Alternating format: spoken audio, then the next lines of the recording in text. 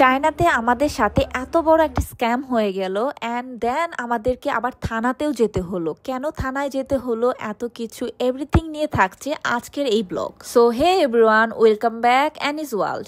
So first ব্লগে দেখতে পেয়েছো আমরা চায়না এয়ারপোর্টে, গুয়াংজু এয়ারপোর্টে, and yes this is the airport view. And এই এয়ারপোর্টে আমাদের সাথে স্ক্যামটা হয়ে যায়।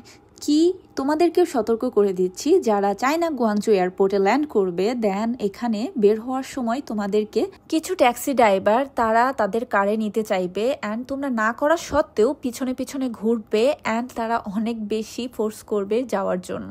আমরাও ঠিক তেমনই একটা ফাঁদে পড়ে যাই, অনেক রিকোয়েস্টের পর আমরা ইয়েস বলে ফেলি। এটাই আমাদের সব থেকে বড় একটা ভুল। দেন আমাদেরকে উপরে নিয়ে যায়, বলে উপরে কার আছে। সো আমরা উপরে চলে যাচ্ছিলাম, দেখতেই পাচ্ছ একটা লেডি আমাদেরকে নিয়ে যাচ্ছিল। এই লেডিটাই আমাদেরকে ফোর্স করে যাওয়ার জন্য অনেক। আমরা এই লেডিটির পিছনে পিছনে যাচ্ছিলাম, একটু পরেই এই লেডিটি হ্যান্ড ওভার করে দিল এই লোকটির কাছে, একটা ছেলে, মেবি লেডিটির হাজবেন্ড, আই ডোন্ট নো কে হবে, বাট তার কাছে আমাদেরকে হ্যান্ড ওভার করলো অ্যান্ড বললো কার সামনে আছে। আমরা এই লোকটার পিছনে পিছনে এখন যাচ্ছিলাম অ্যান্ড আমার হাব্বি আস করে নিচ্ছিল সিস্টেমটা। লোকটি বলল মিটারে যাবে আমাদেরকে নিয়ে।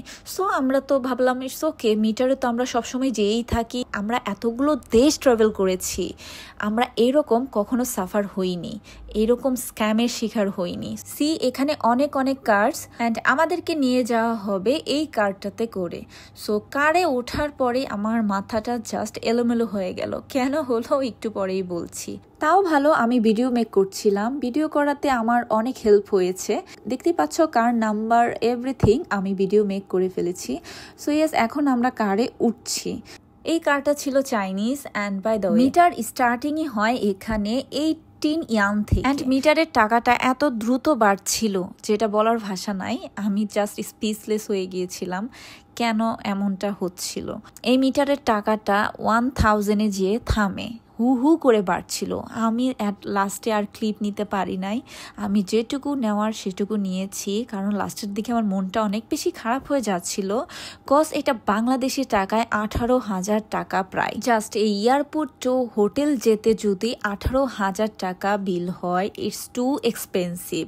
তাই মনটা অনেক বেশি খারাপ হয়ে যাচ্ছিল। তোমরা দেখতেই পাচ্ছ আমি জাস্ট 330 পর্যন্ত নিতে পেরেছি ক্লিপ, দেন আর নেইনি, কজ মনটা অনেক বেশি খারাপ হয়ে গিয়েছিল।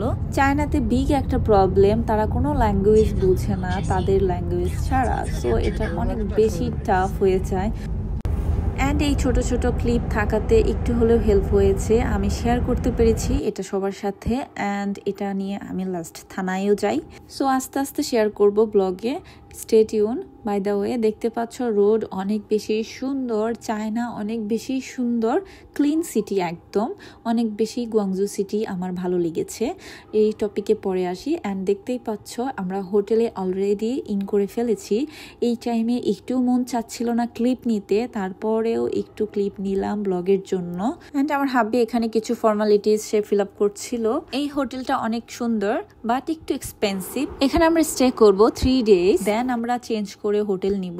লিফটে ওঠার সাথে সাথেই এরকম একটি রোবট এসে হাজির আমাদের সাথে। সে নাকি উপরে যাবে, কজ সে ক্লিন করছিল ফ্লোর। সো কাজ করার জন্যই আমাদের সাথে সে এখন উপরে যাচ্ছে। রোবটটা দেখে খুবই মজা পাচ্ছিলাম।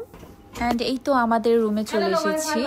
অ্যান্ড এই প্রথম চায়নাদের ভাষা শুনে আমার পুরো পাগল অবস্থা, কজ তাদের ভাষার কোনো কিছুই বোঝা যায় না, খুবই খারাপ অবস্থা, কারণ তারা ইংলিশ টোটালি জানে না।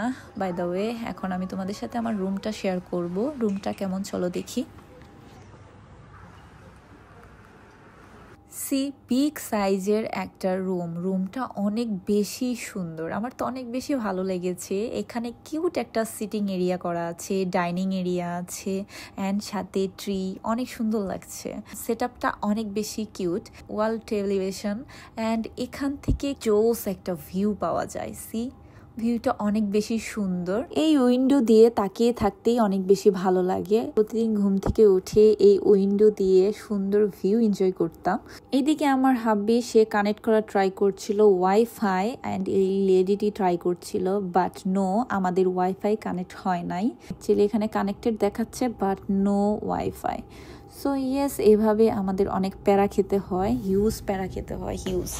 বাই দ্য ওয়ে, আমি তোমাদেরকে এই সাইডটা দেখাতে একদমই ভুলে গিয়েছি। দেখতে পাচ্ছ এটা tea station, coffee, tea and water দেওয়া আছে অ্যান্ড কিউট একটা মিরর আছে। মিররটা দেওয়াতে অনেক বেশি হেল্প হয়েছে, কজ মিরর ছাড়া nothing. And this is the washroom, দেখতে পাচ্ছ ওয়াশরুমটা অনেক বেশি কিউট, ক্লিন।